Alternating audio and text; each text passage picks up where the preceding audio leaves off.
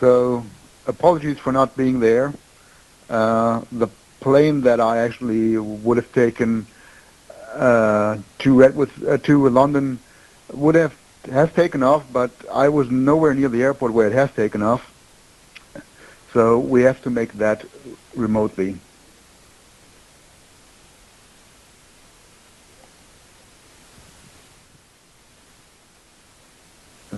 Okay. So let me see. Okay, so first of all, who is Nominum, the company that I work for? You might have heard of us or not. We are a DNS company. We originally were founded to write by 9, and we have lots of expertise in DNS, and we have lots of customers, mostly kind of big telcos or ISPs that are using our software, the short list you see there on the slide.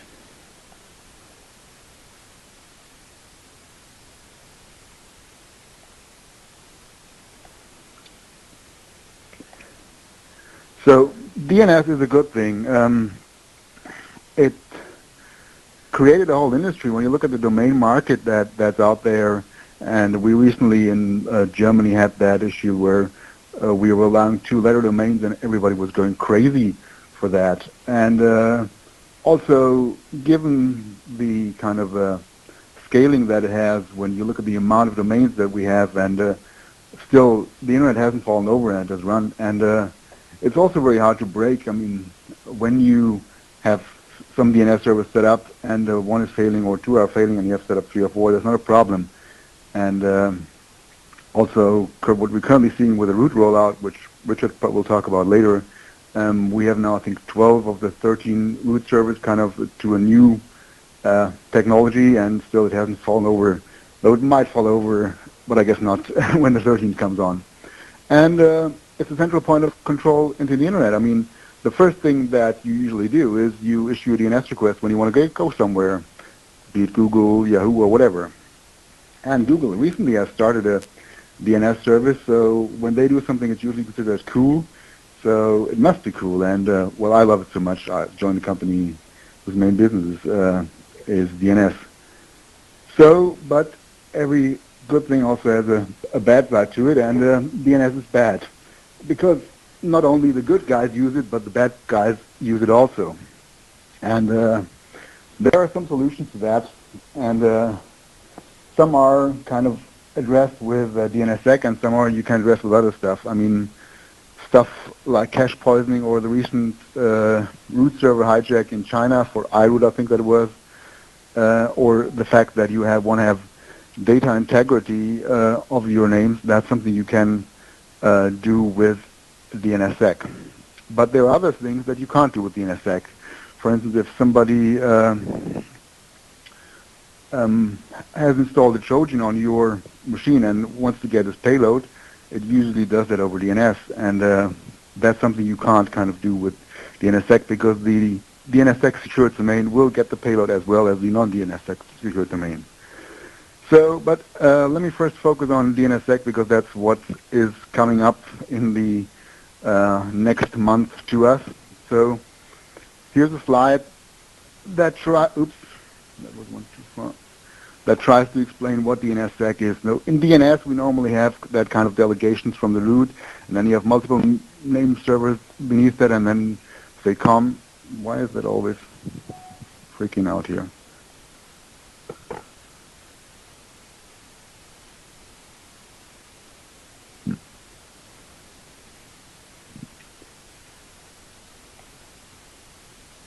I hope it's on slide 5 now.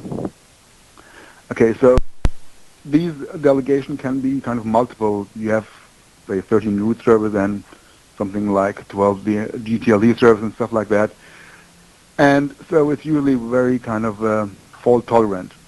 Now, when we introduce DNSSEC, there will be a chain of trust that starts from the root and goes down to your domain. And this chain of trust will be actually by cryptographic signatures. And these cryptographic signatures have to be changed together, and that's, in DNS terms, we have a DNS key that is actually the key, and then there's a delegation signer record that actually is a hash of the key, so you can actually prove that, well, that's kind of the key that you're referring to. And this is a one thing. So basically, in that chain of trust, you have now, well, you could name it single point of failure, and if you go down the trust, that chain of trust has to be complete from the top to the bottom. So in our case, that we're on the slide here, we have the chain of trust from root to com, and then from com to nominal.com. And obviously, that's the kind of authoritative side. That's what most of the kind, I think, talks at the moment that are going around that are focusing on. But then there's also the other side, because somebody has to look up these names and try to validate them. Now, the original design of DNSSEC, and I think that's still the aim, what we are going for long term, had the validation in the kind of end devices, but there are no end devices out there at the moment really doing DNSSEC validation. So usually your recursive iterative resolver does that for you. In our case, I mean, we just put it in the product names that we have here. Ours called Vantio. And that will actually then go to the root and, well, get the delegation signer, and then can verify that this delegation signer is really the key that com uses, and then can verify the records that he's got from com with that. And then it will go to nominal.com and actually verify the delegation signer, that the delegation signer matches the key that we have signed the records with. And once this all is validated, the client will get the answer back, and that's usually an A record. And that, as you see, there's different color for that arrows. That usually isn't secured at the moment. So what can go wrong? Well, as said, every arrow in the chain of trust disables it. So if there's one thing wrong, be it the root, com, well, why is it always going 2 slides?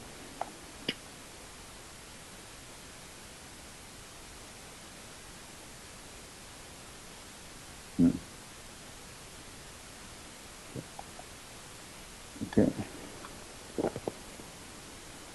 So I hope we're on slide 6.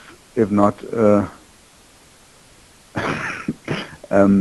tell me on the UK off channel. Okay, so every arrow in the chain of trust disables it, and so if something goes wrong in that, I mean, if you would have 5 domain servers and 2 of them go wrong, your domain would still be alive on the authoritative side. But if you have kind of a delegation signer to a wrong key, well, your domain will go offline.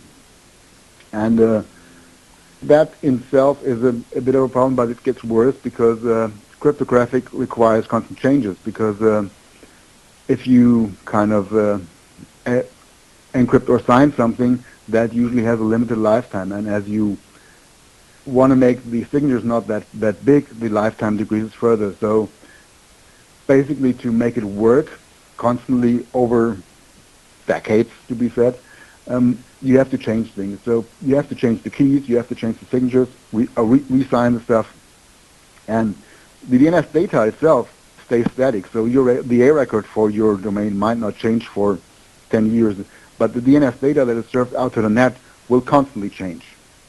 And another thing that the cryptographic algorithms also change. So the original, I think we are on RSA still for most of the stuff, but there's now some discussions in the EATF on looking into ghost as an algorithm. I've known that somebody wants to look into ecliptic curves. So if that algorithm changed, obviously what you have to do, you have to change the software, because the software has to understand the algorithm that this stuff is signed with. So that's something that a challenge that we have to face. Basically, we have to update our software constantly. And well, first probably noticeable thing that everybody who has tested with DNSSEC so far has probably already encountered is the DNS data becomes bigger. Because if you are serving, say, www.nomina.com, that's what, 50-byte packet you are getting or so.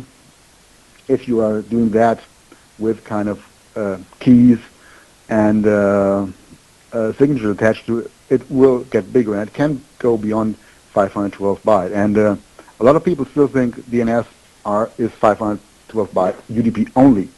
Well, DNS packets can get quite bigger than that, and they can fragment. And DNS, I mean, most of the modern DNS servers will switch to TCP if they can't handle the size that they're getting to. And not all network devices might understand that. So,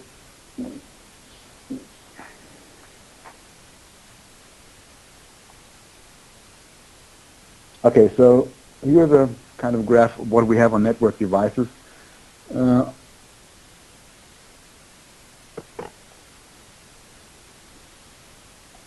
not sure if you can see my mouse, but we have basically home gateways.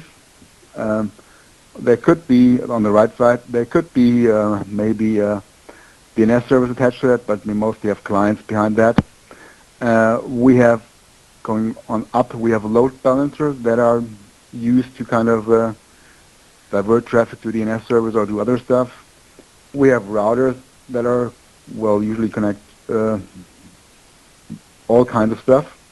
And we have firewalls that connect all kinds of stuff. Now, every of these devices who wants to look inside the packet or pretends or thinks it understands DNS is having trouble, because DNSSEC, the way it operates on network, is on the packet side is different than, well, what DNS was. There's something, I mean, it's not that new technology. It's probably there for 10 years, but yet still a lot of these devices haven't actually envisaged that there is such a thing.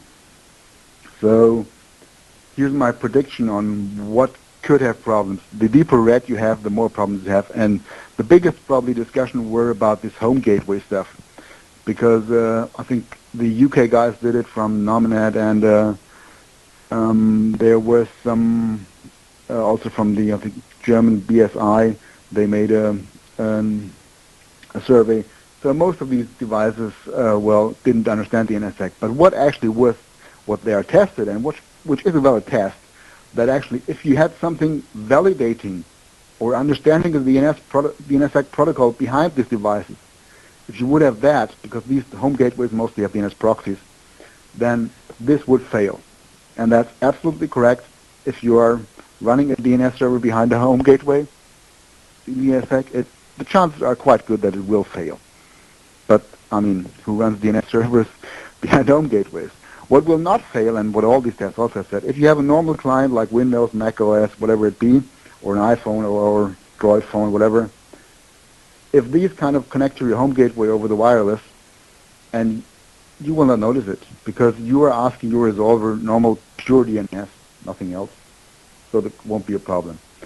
Load balancers, I mean, it's the same. If the load balancer tries to be intelligent and tries to muck around with the DNS packet, well, with DNSSEC, they are screwed, because we can cryptographically, the resolver can cryptographically tell you that, well, what this load balancer mucked around with is not right.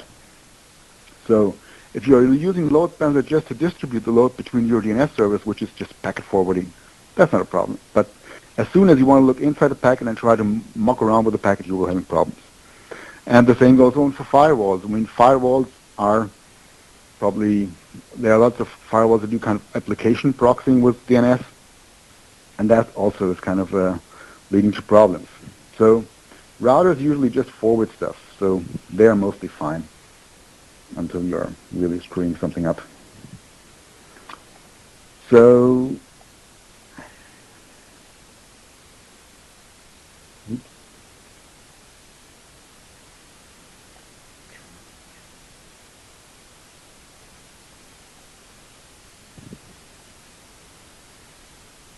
does that slide switch?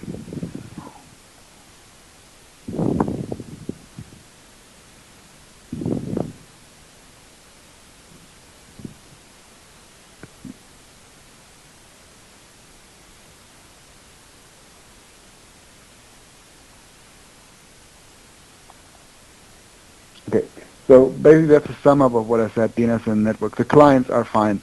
The only clients that really tried to do DNSSEC validation was Fedora, and they put in some keys from RIPE, and RIPE rolled them, and Fedora didn't roll them, so they basically screwed their validation. That's, I mean, one of the issues is because of that kind of volatile nature of DNS keys, I don't think that putting static information in there is something like a good idea. So another thing is that, well, don't run, I mean, if you're running DNS service, authoritative or caching, you should run them directly attached to the network. Don't run them behind firewalls, because firewalls are not made for that. I mean, DNS service can easily have something like 50,000 packets a second. It's not a problem at all. But firewalls that keep that much state information are probably a problem. So, I mean, the only thing that might be a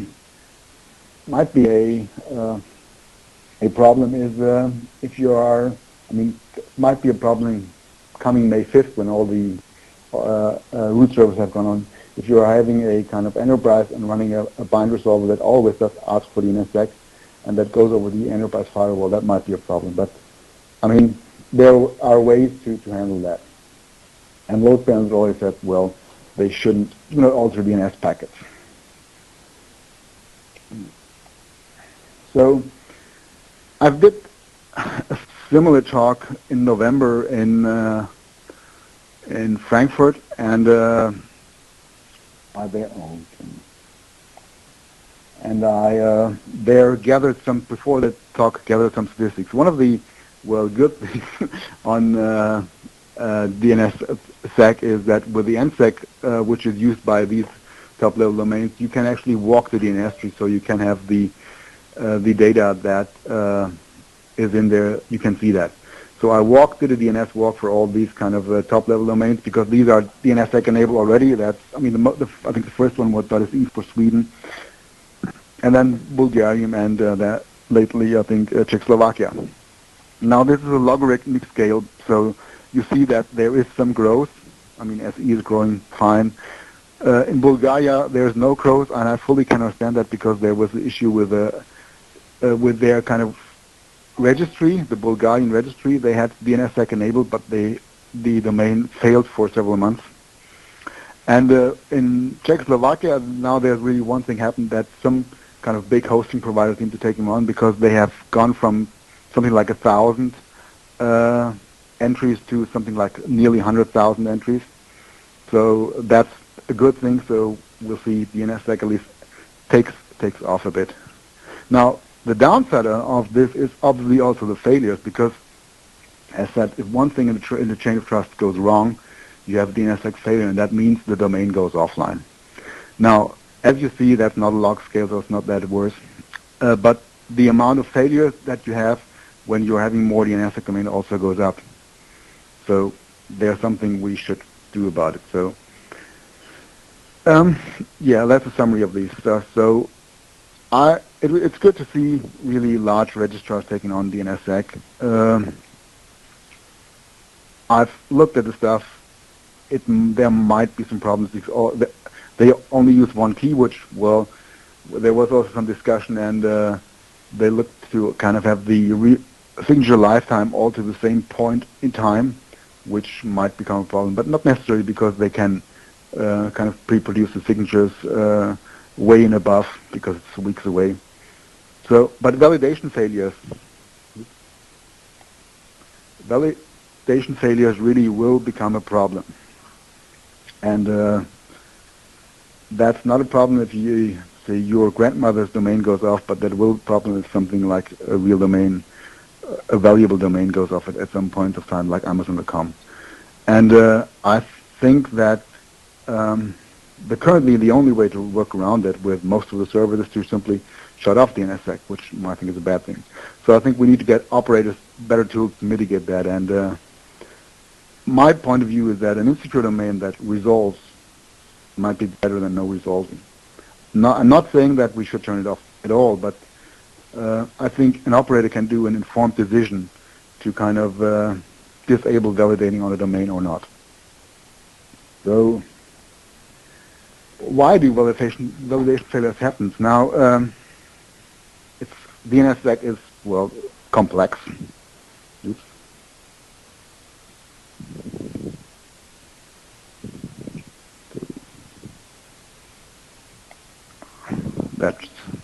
WebEx thing is driving me crazy.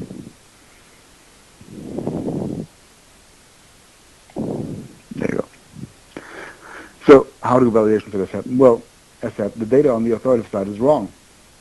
So basically the owner of the domain or the hoster of the domain or the operator of the name server has done something wrong. And it's very easy to do things wrong with DNSSEC because you have to constantly touch something. Signature expire, I mean, you have to roll your keys, and when you roll the kind of key signing key, you have to put it up to the registrar, so things can go wrong. And I mean, with the register.bg, the issue was simply all DNSSEC information was taken off that domain, and therefore it didn't work anymore. So what do we do about this? I mean, I think there's a lot of stuff to have to be done on the kind of automation and operational side on DNSSEC, because when I started looking on DNSSEC, there was, I think, only one document available, which is a great document, but it's 70 pages. And if you're really interested in the technology, you will read that. But if you are gaining for large-scale deployment, I think you have to do something else, or you have to make it more easier to adopt. So that's, I think, the phase we're on at the moment. So what we can do to make that not happen is, well, basically, currently the operators know how to operate DNS. Why make it kind of more difficult for them to do DNSSEC? Why not just give them the same interface that they already have and know? And then automate all the rest. Automate the key resign, key rollover, and at some point even automate the parent-key-child relationship. So there's some work going on there with EPP at the moment, but there might be some other ways to do that. So basically, let the computers who can do all the dumb stuff quite good, let them do it, and not kind of rely on humans or operational people to do that. So I want to show you a bit how we at Nominum, because we are the DNS software vendor, did that. So when you look at this slide, on the left side, you have, I mean, our authoritative server has a database, but we can make kind of zone file representations for operators who are used to that. So on the left, you see the zone file representation for a insecure zone, and on the right, you see the zone file representation for a secure zone. Now, if anybody can spot a difference, please tell me, because there is no difference. Because what I said, basically, the interface to the operator has to do the same. So we can still use that and add records, delete records. I mean, we have other interfaces to manage our software. They all feel the same. You can add records. You can use DNS if you want to kind of add and remove records. Now, what we do, besides that, actually, in the server, we having processes run that do the stuff. I mean, obviously, you have to tell the server if the zone has to be secure or not secure. That's kind of the one command that you have to do there. And after that, basically, it generates the key, assigns the zone, and once it's done with all of that, there's one atomic update, and the zone is then securely served securely. And there are kind of usually, you can tweak all the numbers if you want, but I think we have picked usable default. And before the kind of signatures expire, the server will re-sign the zone, store that new re-signed representation in the database, and an atomic update again will kind of push that out. And the same goes for key signing key rollovers or zone signing key rollovers. Obviously, at some point, what we have not automated yet and what we could not automate yet, you have to tell your parents that your key has changed. But I mean, we're hoping that going forward there will be also some automation in that way. So that's how it looks on the wire and how DNSSEC looks really if you're debugging it. And as you see, it didn't even fit on the slide. So the same zone that we had twice on the slide in big font with the smallest font that PowerPoint could give me didn't fit on one slide. So it is a lot of more information in there that is with DNSSEC, but normally you shouldn't worry about that. Now, another thing I said that there's not every DNS security problem can be solved with DNSSEC. But there are other things that you can do with something that we have called policy DNS. It's basically the resolver is the first thing that is asked if you are going to the internet. And because of that, it can do lots of things. So if we know somebody asks for a configure domain, we could simply block it, or we could direct the user somewhere, or we could tell the user if he wants to go to a phishing or a kind of a typo squatting site. If we know that, we can tell them, well, don't go there. They are trying to do the bad thing from you. Obviously, if we do that, we should give the user a choice if he really wants to do that. But I think the kind of DNS, because it's the first point that is asked when doing every of such connections, and it's also, I mean, if you have a Trojan on your machine, basically your machine is screwed. So all the kind of virus stuff that you have on there doesn't work anymore. But the Trojan will still ask your DNS resolver. So, and I mean, there's some governments in Europe also have demanded that there will be, they have to be redirections for some stuff. I'm not saying that's good or bad, it's just the way it is, and it's possible to do. And the probably most controversial thing on this, doing stuff with DNS, is if the user mistypes something but where he wants to go, obviously you can also kind of guide him to a place where he wants to go. So that's what we also do with kind of, we call policy DNS. So summing up the future, how it might be, I mean, DNSSEC will come. There's no way around it. I mean, once the route is signed and in full operation in July, hopefully, Richard will tell us more about that. There is a momentum going on there to really do it. And as I said, we as a company fully support it, and our customers do it. And Comcast announced that they will fully support DNSSEC in 2011. And you should do. I mean, go out there, run your resolvers in validation mode. If not kind of on the main production, if you have kind of lots of business customers, but you might do it on another IP address. And go and sign your zones. I mean, UK also, I think it's coming on to be signed sometime this year, so that you can have also .uk domain signed. And with that, I'll leave it open to questions. Thank you.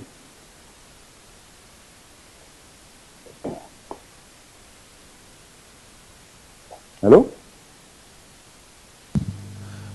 Hi. We've got questions for Ralf then. So Nick's got a question. I'm just trying to think how to get the questions through to Ralf. I was going to propose actually that questions could go to Ralf via IRC because he is in the channel, unless it's one that's quick to relay. Do you want to? Sure. My question is about packet amplification and relates to the fact that you can send off very small UDP DNS queries and get very large responses back. And if you're in a position where you can spoof addresses where your ISP is not set up to use BCP39, you can. We're essentially going back to the era of the late 1990s, where huge amplification attacks were possible. I haven't seen any acknowledgement of this, or at least any sort of way of dealing with this, other than an acknowledgement from the DNSSEC operators to say that yes, this is possible. No, we can't do anything about it.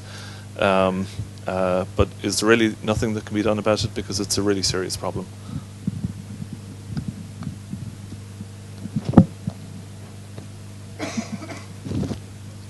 Thanks, Nick. That's a good comment. It's probably worth a conversation on IRC. Well, I'm not sure if it's a really serious problem, because when you think of the amount of traffic that DNSSEC has, or DNS has, in compared to other traffic on the internet, it's a small amount of stuff. It can be a problem for DNS servers, certainly, but I don't see it as a problem for the whole internet. And I mean, DNS servers are, as that you can scale them very well.